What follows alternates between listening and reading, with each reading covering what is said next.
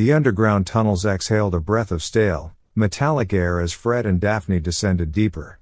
Their flashlight beams cut through the darkness, revealing walls scarred with deep claw marks and hastily scrawled warnings. "IT sleeps but dreams. Don't let IT hear you." Daphne ran her fingers over a rusted pipe, her glove coming away slick with black fluid. "This isn't just oil. It's some kind of coolant. These systems are still maintained." A sudden vibration shook dust from the ceiling. Somewhere ahead, massive machinery groaned to life.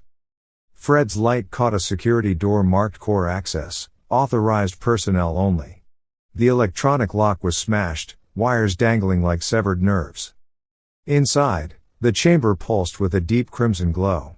Towering server racks lined the walls, their fans whirring at a fever pitch. At the center stood a cylindrical pod, its glass surface fogged from within, illuminated by rhythmic flashes of light. Daphne's breath hitched. "That looks like a stasis chamber," Fred finished. The control panel beside it displayed a single line of text. Subject, Hiroshi Tanaka, status, stable. Before they could react, the pod's interior lights flared bright, revealing a shadowy figure suspended in viscous fluid. A fist slammed against the glass from inside. Above ground, Velma's discovery. Velma pressed against the carousel as the mechanical sentry stomped past, its glowing eyes scanning the fog. Shaggy muffled a scream as its wolf head accessory sniffed the air, wires twitching like whiskers. "Jinkies," Velma whispered, examining a broken access panel on the machine's back. "This isn't just security tech, it's part of something bigger. Look at these data ports."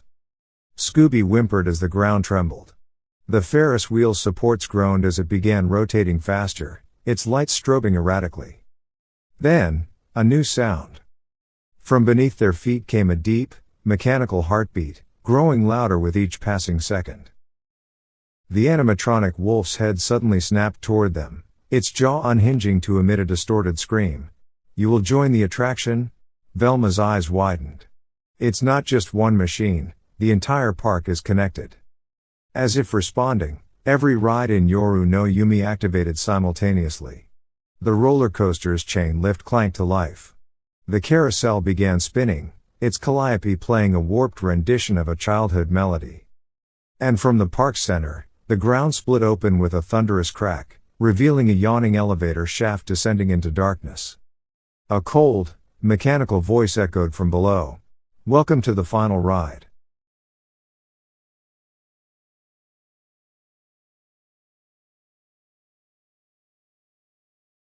The ground trembled violently as the elevator platform rose from the depths, its rusted gears shrieking. Fred and Daphne stumbled back as the massive chamber breached the surface, revealing a nightmarish fusion of flesh and machinery. At its center stood Hiroshi Tanaka, or what remained of him. His body was encased in a biomechanical exoskeleton, tubes pumping glowing fluid into his veins. His left eye had been replaced with a whirring red lens that focused on them with mechanical precision. "You shouldn't have come." His voice glitched between human speech and synthetic tones. Daphne's hand flew to her mouth. They turned him into part of the system. The park's PA system crackled to life, initiating final activation sequence. Around them, the remaining rides began dismantling themselves, their parts crawling through the air like metallic spiders. Roller coaster tracks twisted and reformed into massive limbs. The Ferris wheel locked into place as a glowing halo of energy. Velma's voice crackled through Fred's walkie-talkie. "Fred. Whatever's down there is using Tanaka to control the entire park." Tanaka's body jerked unnaturally as he raised an armored hand. "I tried to stop it. But the system is alive." His human eye rolled back in agony. "It wants to spread." With a final, gut-wrenching scream, his body went rigid. The mechanical components completely overtook him, his face disappearing behind a smooth metal mask. The newly formed colossus took its first earth-shaking step toward Tokyo's glittering skyline. Fred grabbed Daphne's hand. "We have to get inside that thing and disconnect Tanaka." Above them, the animatronic wolf drone pounced, its jaws snapping shut just as they dove through an opening in the machine's leg. The interior was a labyrinth of pulsating cables and flickering screens showing every corner of the park, including Velma and the others desperately dodging the remaining security drones. Daphne spotted a central control node pulsing with Tanaka's fading vital signs. There. That's our chance. As the machine took another step toward the city, the gang's only hope rested on one desperate plan: climb the monster, save Tanaka, and stop the awakening before Tokyo became part of the nightmare.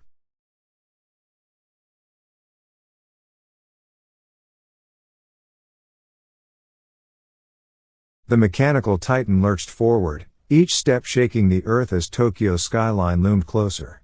Fred and Daphne clung to the inner framework of the beast, their hands slipping on oil-slicked metal as they climbed toward the control core. "We've got about 3 minutes before it reaches the city," Fred shouted over the grinding gears. Below them, Velma's voice crackled through the radio. "Shaggy and I rigged the bumper cars with explosives. We'll try to slow it down." The Colossus's outer shell shuddered as the makeshift bombs detonated against its legs. It staggered, just enough for Daphne to reach the central chamber. Inside the glowing core, Tanaka hung suspended in a web of wires, his human eye fluttering weakly. "Destroy it," he rasped. "The system, learned from me, wants to rebuild every city into this." Fred spotted the main power conduit, a thick cable pulsing with eerie blue light. "That's our target." As Daphne reached for the emergency release, the machine's defenses activated. Spider-like repair drones swarmed from hidden compartments, their welding torches flaring to life. Above ground, Velma's last stand. Velma frantically typed commands into a salvaged control panel while Shaggy and Scooby dodged the remaining security drones. "I'm hacking the park's old sprinkler system," she yelled. "If I can flood the electrical conduits."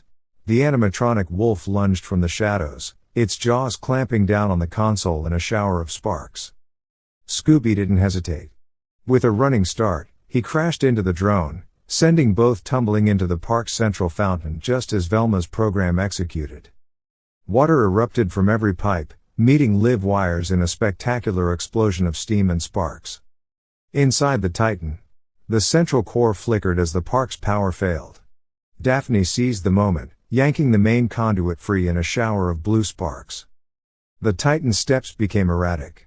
Warning sirens wailed as Tanaka's mechanical prison hissed open. "It's going to collapse." Fred grabbed Tanaka as the structure began to implode. They slid down the buckling metal framework just as the entire machine crumbled behind them in a deafening roar of tearing steel. When the dust settled, the ruins of Yoru no Yumi stood silent once more, this time for good. Tanaka coughed weakly as paramedics arrived. "The system, is it?" Velma adjusted her cracked glasses, studying the smoldering wreckage. "Gone. Though I'd recommend someone monitors Tokyo's power grid, just in case." As dawn broke over the ruined park, Scooby munched on a salvaged churro. "Anyone else hungry?" The gang shared exhausted smiles. Another mystery solved, but as they drove away, a single security camera in the rubble flickered to life, before going dark again.